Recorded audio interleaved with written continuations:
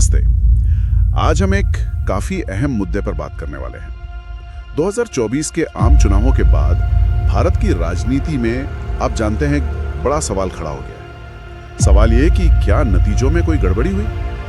अब देखिए, एनडीए की सरकार तो बन गई तीसरी बार लगातार, लेकिन बहुमत पहले से कम हुआ और चुनाव के फौरन बाद ही जो मुख्य विपक्षी दल हैं कांग्रेस, उसने सत्ताधारी बीजेपी पर बड़े पैमाने पर वोट चोरी का आरोप लगाया। हाँ, और ये आरोप काफी गंभीर है। उनका कहना है कि वोटर लिस्ट में हेरफेर हुआ, सरकारी मशीनरी का गलत इस्तेमाल हुआ और इससे नतीजे प्रभावित हुए।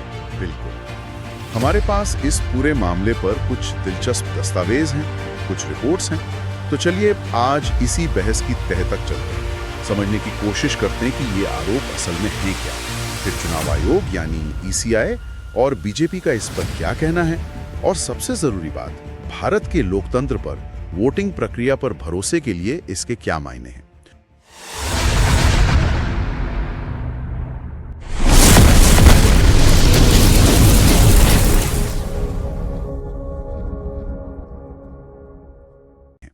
तो शुरुआत करते हैं कांग्रेस के आरोपों से। वो इसे वोट चोरी अभियान कह रहे हैं। राहुल गांधी का दावा है, और ये बहुत बड़ा दावा है, कि वोटर लिस्ट में गड़बड़ी की वजह से पार्टी कम से कम 40 सीटें हार गई। 40 सीटें, ये आंकड़ा अपने आप में बहुत कुछ कहता है। हाँ, और उन्होंने इसके लिए एक स्पेसिफिक उदाहरण भी दिया है, कर्नाटक के महादेवपुरा विधानसभा क्षेत्र का। कांग्रेस का कहना है कि वहां करीब 1,250,000 वोट फर्जी थे। मतलब आप सोचिए, 1 लाख से ज्यादा। 1 लाख? ये कैसे हो सकता है? मतलब किस तरह के फर्जी वोट? हाँ, उन्होंने बताया है जैसे डुप्लीकेट नाम, एक ही व्यक्ति जैसे गुरकीरत सिंह डांग या आदित्य श्रीवास्तव, उनका नाम कथित तौर पर कई जगहों पर मिला, या शायद कई राज्यों में भी। इतना ही नहीं, फर्जी पते भी मिले, जैसे कहीं पता लिखा है स्ट्रीट 0, या फिर एक ही पते पर दर्जनों वोटर रजिस्टर्ड है। अच्छा।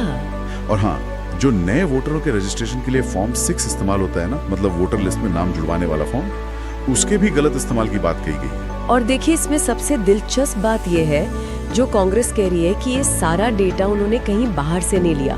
उनका दावा है कि ये चुनाव आयोग के ही रिकॉर्ड से निकाला गया। इसीलिए वो अब मांग कर रहे हैं कि डिजिटल खोजने लायक वोटर लिस्ट पब्लिक की जाए। अच्छा, ईसीआई के रिकॉर्ड से? जी हाँ, और साथ ही पोलिंग बूथ की सीसीटीवी फुटेज भी जारी करने की मांग है। उनका ये भी आरोप है कि ईसीआई सबूत मिटा रहा है, क्योंकि वो फुटेज शायद सिर्फ 45 दिन ही रखते हैं। हालांकि यहाँ ये बात भी ध्यान देने वाली है कि राहुल गांधी ने इन आरोपों के समर्थन में कोई औपचारिक शपथ पत्र, मतलब एफिडेविट देने से इनकार कर दिया है। अच्छा, ये भी एक पॉइंट है। तो फिर चुनाव आयोग का इस पर क्या कहना है? जाहिर है वो इन आरोपों को हल्के में तो नहीं ले रहे होंगे। बिल्कुल नहीं ले रहे। चुनाव आयोग ने तो इन सभी आरोपों को सिरे से खारिज कर दिया है। उन्होंने इसे बेबुनियाद कहा है, झूठा कहा है, और यहाँ तक कि ये भी कहा कि ये 2018 के मध्य प्रदेश चुनावों के समय का घिसा पिटा स्क्रिप्ट है। अच्छा, पुराना मामला बता रहे हैं। हाँ, जिसे सुप्रीम कोर्ट पहले ही रद्द कर चुका है। ईसीआई का जोर इस बात पर है कि अगर आरोप है तो भाई आप कानूनी प्रक्रिया का पालन कीजिए। वो राहुल गांधी से या तो औपचारिक घोषणा पत्र मांग रहे हैं या फिर माफी। ईसीआई लगातार अपनी इलेक्ट्रॉनिक वोटिंग मशीनों ईवीएम को पूरी तरह सुरक्षित और टैंपर प्रूफ बताता आया है, और वीवीपैट पर्चियों से पारदर्शिता की बात भी करता है। हाँ, ईवीएम की सुरक्षा पर तो वो हमेशा जोर देते हैं। ताजा आरोप है वो ईवीएम पर उतने नहीं हैं जितने वोटर लिस्ट की खामियों पर केंद्रित हैं। मतलब उनका फोकस इस बार लिस्ट पर ज्यादा है। समझ गया, यानी आयोग इसे एक तरह से पुरानी बेदम कोशिश मान रहा है।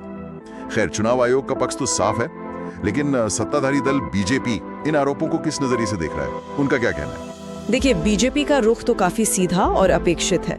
वो इन आरोपों को पूरी तरह से राजनीतिक रूप से प्रेरित मान रही है। उनका कहना है कि कांग्रेस अपनी हार पचा नहीं पा रही है, और इसीलिए अब वो संवैधानिक संस्थाओं पर, जैसे चुनाव आयोग पर, सवाल उठा रही है। ये तो स्टैंडर्ड पॉलिटिकल लाइन है। जी, और इतना ही नहीं, बीजेपी ने पलटा आरोप भी लगाए हैं। उनका तर्क है कि अगर वोटर लिस्ट में वाकई गड़बड़ी है तो वो सिर्फ उन्हीं सीटों पर क्यों दिख रही है जहां बीजेपी जीती, कांग्रेस शासित सीटों पर क्यों नहीं। उन्होंने उदाहरण के तौर पर कर्नाटक के मुख्यमंत्री सिद्धारमैया के अपने वरुणा क्षेत्र का जिक्र किया है, जहां कथित तौर पर वोटर लिस्ट में अनियमितताएं मिली हैं। अच्छा, मतलब वो कह रहे हैं कि गड़बड़ी है तो सब जगह होगी। बिल्कुल, और बीजेपी भी कांग्रेस से यही कह रही है कि अगर आपके पास सबूत है तो आप औपचारिक शिकायत दर्ज क्यों नहीं कराते। तो ये मामला सिर्फ चुनावी हार जीत के आरोप प्रत्यारोप से कहीं ज्यादा गहरा लगता है। मतलब सिर्फ इलेक्शन की बात नहीं है। निश्चित रूप से मुझे भी यही लगता है। इस विवाद को हमें भारत में चुनावी प्रक्रिया की विश्वसनीयता और जो हमारी संस्थाएं हैं, इंस्टीट्यूशंस हैं, उन पे भरोसे के बड़े मुद्दे से जोड़कर देखना चाहिए।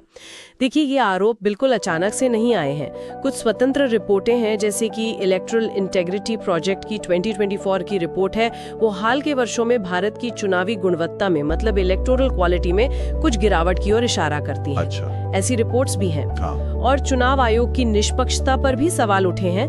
खासकर 2023 में जो चुनाव आयुक्तों की नियुक्ति प्रक्रिया में बदलाव हुआ, उसके बाद ये चिंताएं बढ़ी हैं कि कहीं कार्यपालिका का दखल ज्यादा तो नहीं हो गया।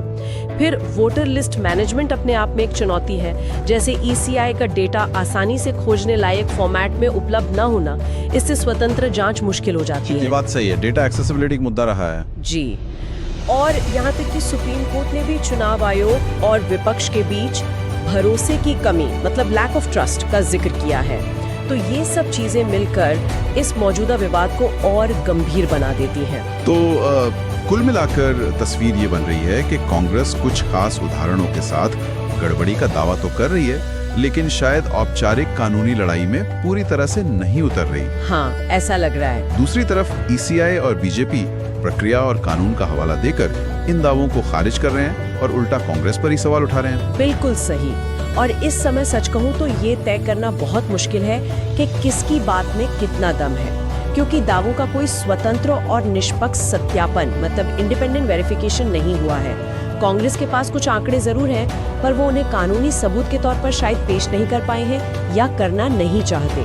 ECI प्रक्रिया की दुहाई दे रहा है, पर उस पर पारदर्शिता की कमी के आरोप लग रहे हैं। और बीजेपी तो जाहिर तौर पर अपना राजनीतिक बचाव कर रही है। तो इस पूरे खींचतान का, इस आरोप प्रत्यारोप का नतीजा क्या है? यही कि चुनावी प्रक्रिया और चुनाव आयोग जैसी महत्वपूर्ण संस्था पर लोगों का भरोसा कमजोर हो सकता है, और ये किसी भी लोकतंत्र के लिए अच्छी बात नहीं है ना? बिल्कुल नहीं, ये बहुत चिंता की बात है। और यहीं पर हम शायद श्रोताओं के लिए एक विचारणीय सवाल छोड़ सकते हैं। जरूर।